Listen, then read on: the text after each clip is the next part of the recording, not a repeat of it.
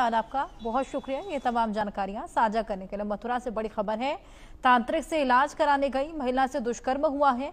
कमरे में धुआं कर महिला से दुष्कर्म किया गया।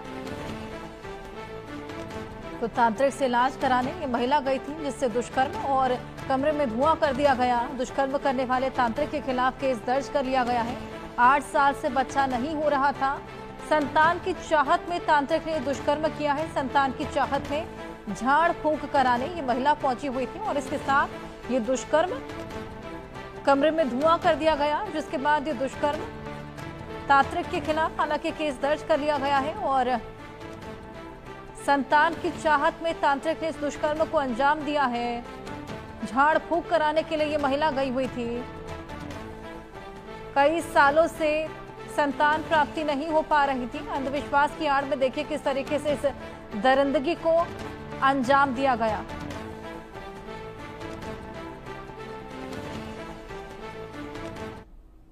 जनपद मथुरा के थाना नौझील में एक प्रकरण संज्ञान में आया है, जिसमें कि एक महिला है जिसका कहना है कि उसका निकाह 8 वर्ष पूर्व हुआ था और उसकी कोई संतान नहीं हुई थी।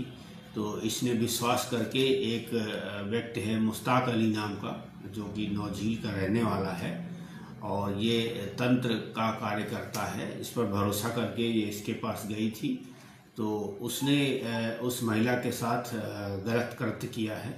इसकी सूचना जैसे ही थाने को प्राप्त हुई है, तत्काल मुकदमा इस व्यक्ति के विरुद्ध पंजीकृत कर दिया गया है और हमारी ग्राउंड टीम मौके पर प्रयास कर रही है। इसको बहुत जल्दी हम गिरफ्तार करके जेल भेजने का कार्य करेंगे।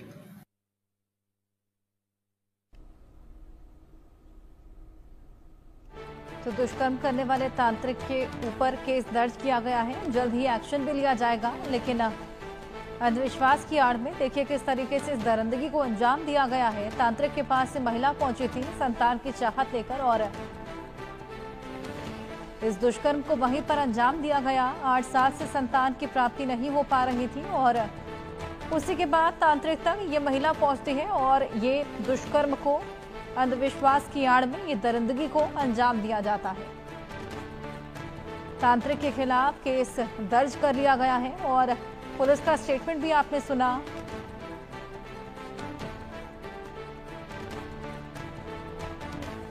ये पूरा परिवार पहुंचा हुआ था ये केस को दर्ज कराने के लिए। इसी बीच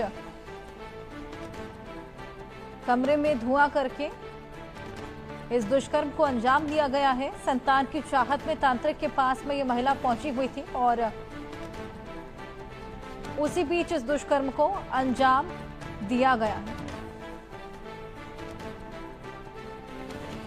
हमारे साथ हमारे सहयोगी वीर नारायण शर्मा जुड़ गए हैं। वीर, थोड़ी और जानकारी दीजिए इस पूरे मामले को लेकर। देखिए मेरे को जिस तरीके से मथुरा में एक आगरा की महिला जो है वो संतान की चाह में यहाँ तांत्रिक के पास पहुंची थी और तांत्रिक ने झाड़ फूंक की आड़ में और महिला को एक कमरे में, आपको बता दें कि विगत 1 महीना से लगातार महिला यहाँ पहुंच रही थी और गुरुवार को इस महिला को वहां बुलाया जा रहा था अपनी ननद के साथ। बाकायदा महिला गुरुवार को दिन में इसके आश्रम पर पहुंची, यानी कि मस्जिद के समीप एक कुटिया थी इसकी, उस कुटिया कमरे में वहां पहुंची थी और महिला को जो ननद थी उसको बाहर खड़ा कर दिया गया और जो पीड़िता है उसे कमरे के अंदर ले गया और वहां अगरबत्ती का धुआं कर दिया। धुआं के बाद जो महिला की जो बेहोशी की जो स्थिति थी वो वहां छा गई थी और महिला के साथ बाकायदा दुष्कर्म की वारदात को अंजाम दिया गया। महिला चीख पुकार करना चाह रही थी लेकिन उसके मुंह को दबा लिया गया। जो महिला का जिस तरीके से देखिए शिकायत में आरोप है, साफ तौर से कहना है कि करीब 1 घंटे उस महिला को कमरे में बंद रखा गया।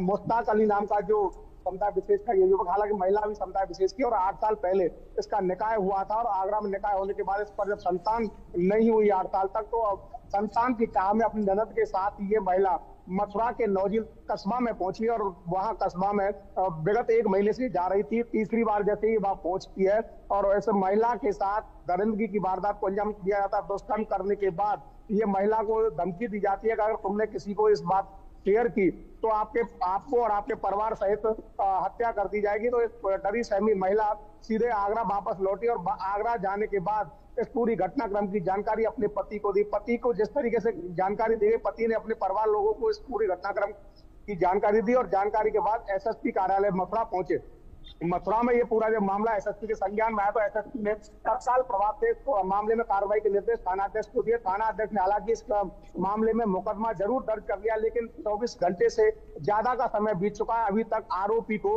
मथुरा पुलिस गिरफ्तार नहीं कर पाई। गिरफ्तारी के दावे कर रही है, लेकिन ये बड़ा सवाल इसलिए उठता है कि जिस तरीके से तमाम जो तांत्रिक हैं वो मथुरा में पनप रहे हैं और मथुरा में तांत्रिक की आड़ में इस तरीके की वारदातों को लगातार अंजाम देते नजर आ रहे हैं, लेकिन इन पर अंकुश लगाने में पुलिस अभी तक नाकाम साबित होती नजर आ रही है, क्योंकि बिना किसी रजिस्ट्रेशन के, बिना किसी पुलिस को सूचना दिए इस तरीके के झाड़ फूड़ करते हैं और झाड़ फूड़ की आड़ में महिलाओं के साथ यौन उत्पीड़न के जो मामले हैं वो लगातार कृष्ण की नगरी मथुरा में देखने को मिल रहे हैं। और ताजा मामला ये नौझील से सामने आया है, जिस तरीके से संतान की चाह में एक पीड़ित महिला वहां पहुंचती है और उसके साथ दुष्कर्म जैसी दरिंदगी की वारदात को बेखौफ होकर एक युवक इस तरीके से अंजाम देता और अंजाम देने के बाद अभी तक पुलिस उस आरोपी को गिरफ्तार नहीं कर पाती। कहीं ना कहीं पुलिस की जो कार्यशैली है उस पर भी बड़े सवाल खड़े होते हैं, क्योंकि यूपी में सख्त कार्रवाई के निर्देश है। सरकार ने खुली छूट पुलिस को दे रखी है, अगर कोई इस तरीके की वारदात को अंजाम देगा उसे बख्शा नहीं जाएगा।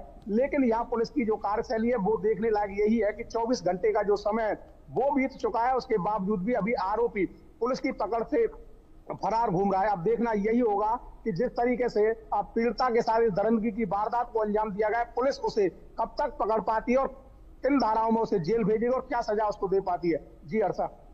बिल्कुल, ये देखने वाली बात होगी वीर। जिस तरीके से आपने बताया 24 घंटे से ऊपर का समय हो चला है, उसके बावजूद गिरफ्तारी नहीं हो पाई है। क्या इस महिला के अलावा कोई और भी पहले इस तांत्रिक के खिलाफ शिकायतें लेकर पहुंचा हुआ है?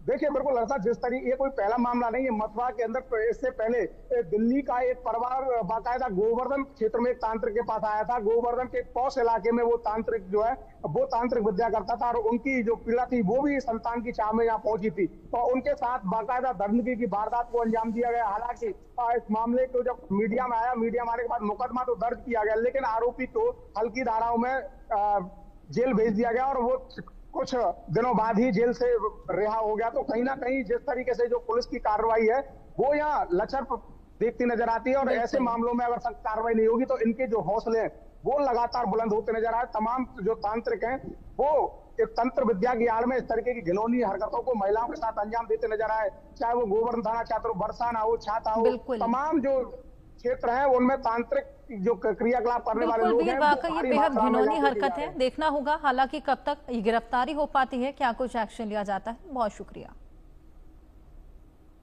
वहीं यूपी के मुरादाबाद में बदमाश